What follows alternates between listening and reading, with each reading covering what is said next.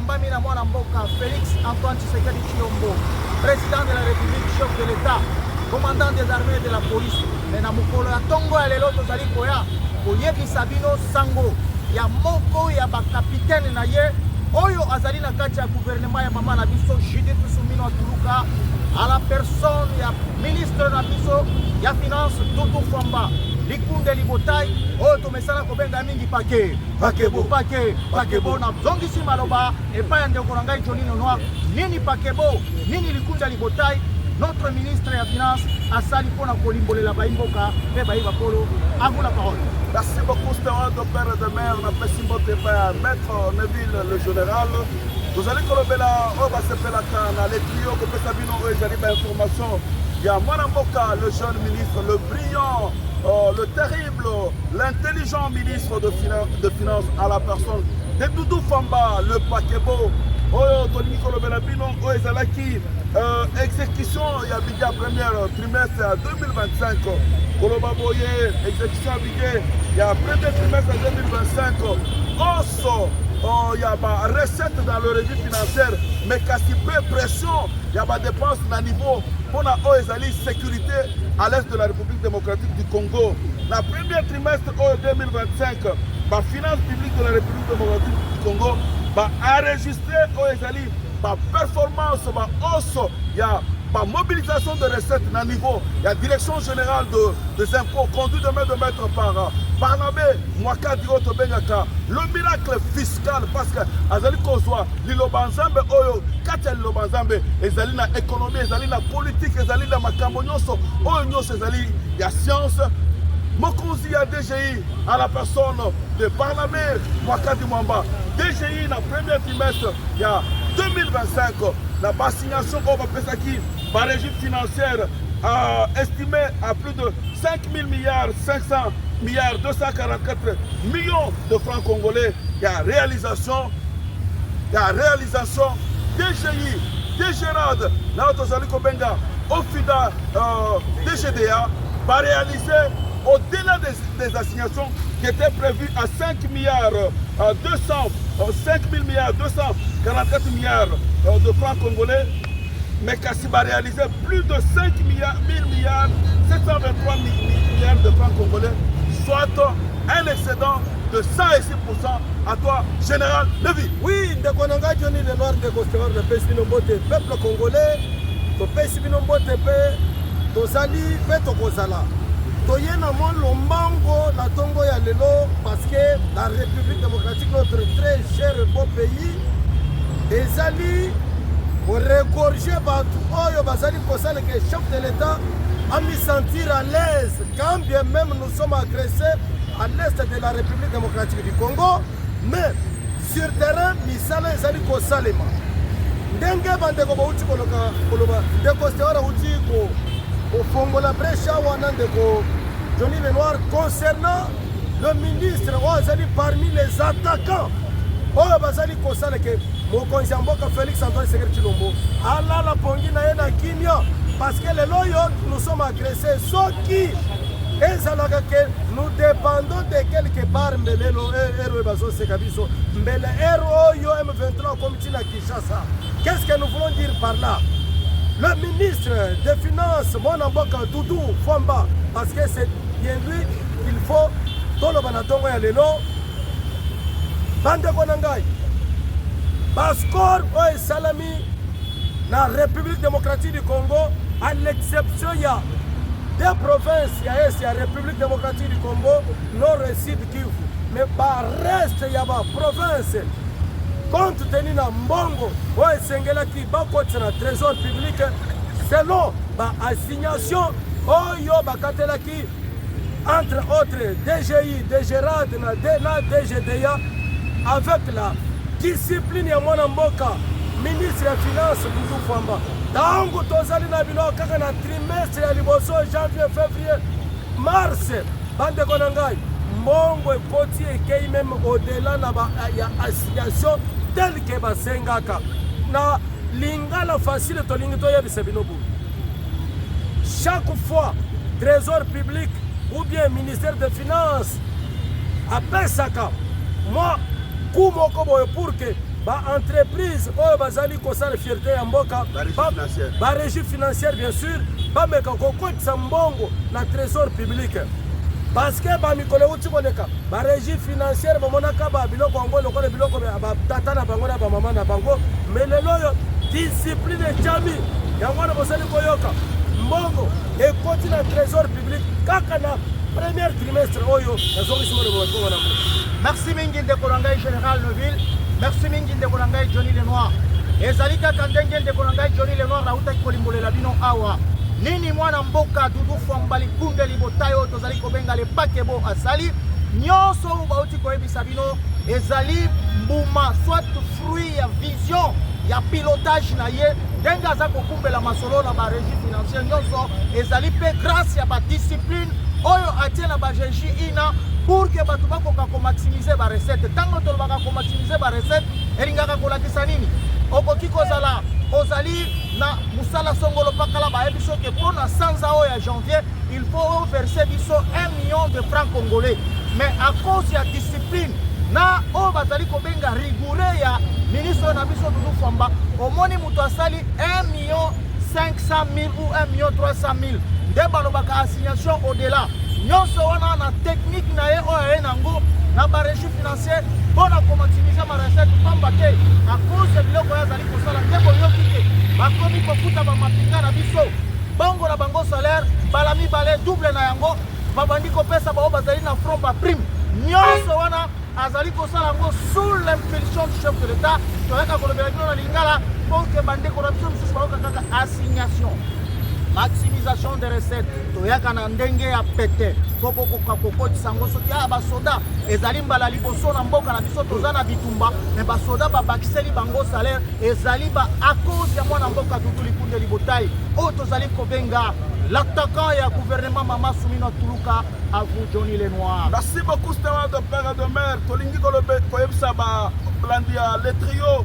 Mwana Mboka, Dudu Fwamba, le Pakebo, l'un des meilleurs, Doudoura, le Pakebo, d'autres Koyebsabino Keba, ma performance, ma hausse de recettes et mobilisation, il y a ma régime financière, il y a ma hausse, il y a ma recette, il y a ma performance, il y a dû. Par résultat, ezali dit, efficacité. Il y a la régie financière, en particulier la direction générale des impôts et la direction de recettes administratives, judiciaires, domaniales et de participation. Otozali Kobenga, Digérad, Bazali Komérité, Ezali. Longonia, Bazali Komérité, félicitations. Ezali, peuple congolais pour la Moussala, Bazali Kosala. Parce que les lots, direction générale des impôts, conduit de maître par le pasteur Barnabé Mwakadi, Mwamba, l'un des meilleurs, le miracle fiscal, Azali en première position avec des assignations de performance au-delà des assignations qui ont été demandées par le ministre de Finances. Ces résultats sont également le fruit de la vision du pilotage rigoureux du ministre des Finances Dudu Fwamba Likunda Libotayi, dont les efforts constants pour améliorer la gouvernance budgétaire, renforcer la discipline fiscale, optimiser la mobilisation de ressources internes, portent de fruits tangibles. C'est-à-dire que les loyo, Mwanamboka na ezali politique na ye, fiscal Mwanamboka, Dudu Fwamba, les Pakebo, Doudoura, la fierté de la jeunesse de l'île de Pes.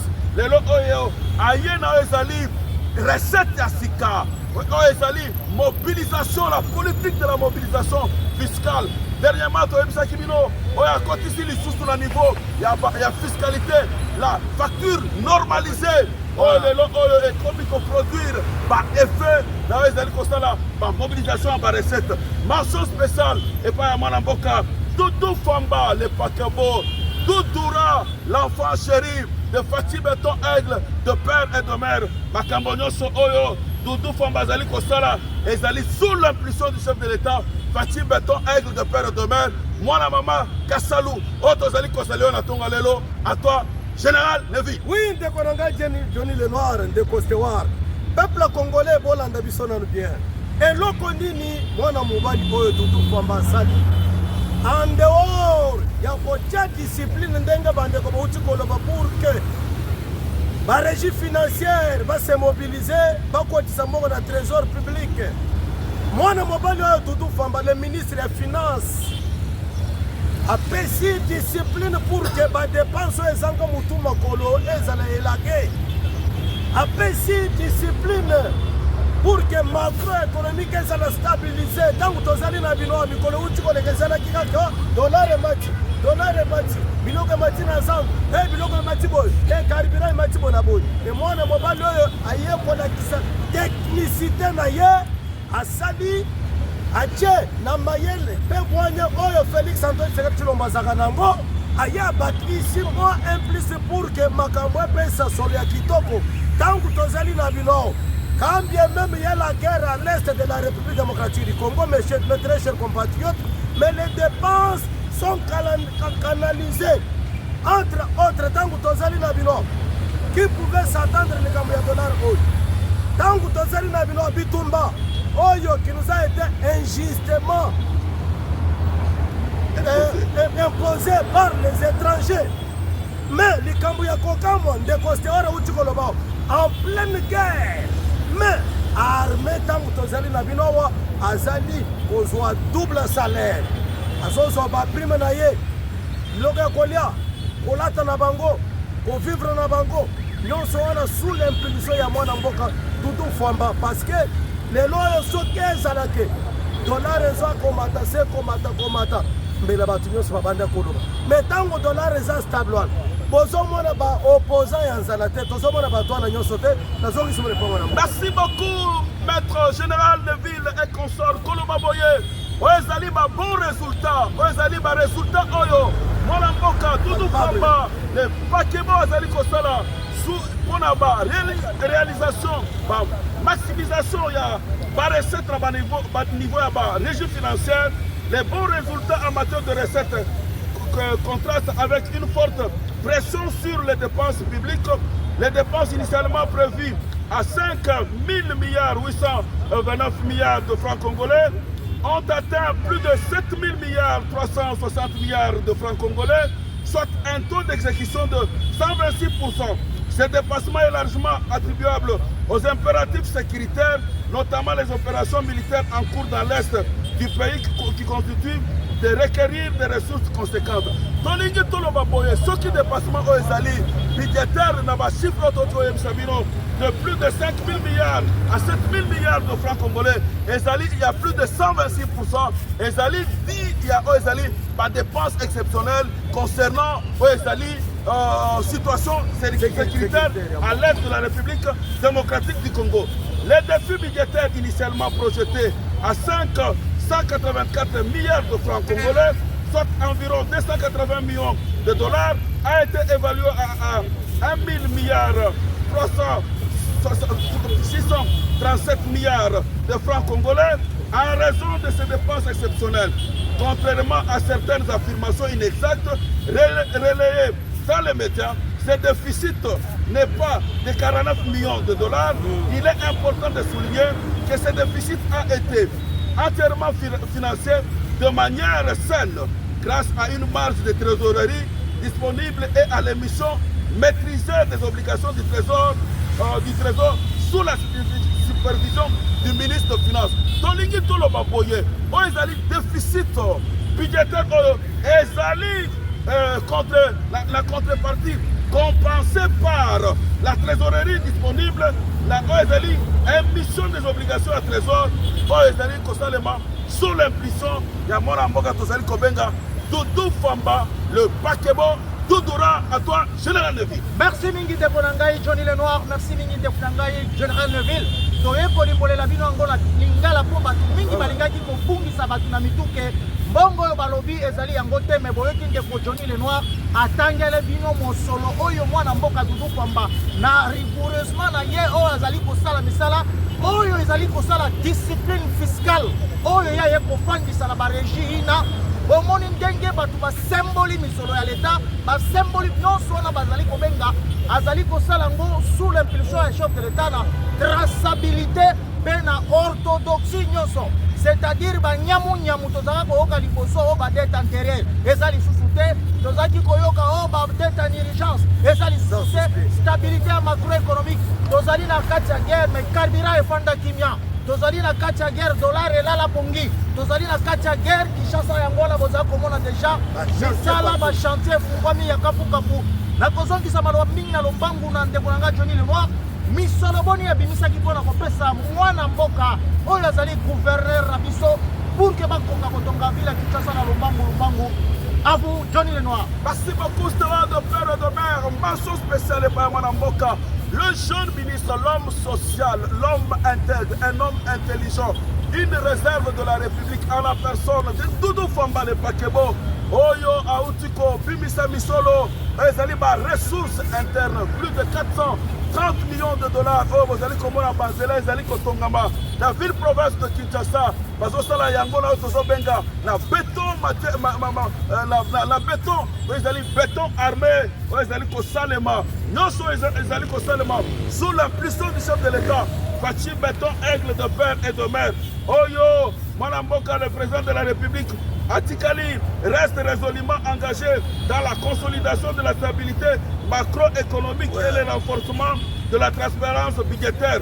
Sous son leadership, les efforts en matière de mobilisation de recettes doivent être poursuivis tout en assurant un encadrement rigoureux de dépenses, notamment celles liées aux situations exceptionnelles, c'est-à-dire situation Yabitumba à l'est de la République démocratique du Congo. Rigueur Oyo Ezali essentielle pour maintenir l'équilibre budgétaire et garantir la mise en œuvre effective des priorités nationales, c'est-à-dire qu'on tient en œuvre Ezali projet, il y a Mwanamboka, le président de la République, de père et de mère, Fachi Béton Aigle de père et de mère, Mwanamamaka Salou, à toi, général de ville, à toi, Tewa. Oui, Ndekonangaï, peuple congolais, Hollandi Nali Falance. Tozali kobete ni Falance appelle Ingal. Tozali koloba boye. Mwanamboka Doudou Famba. Oyo bapesi mukumba ya kotala masolo. Makambo etali misolo.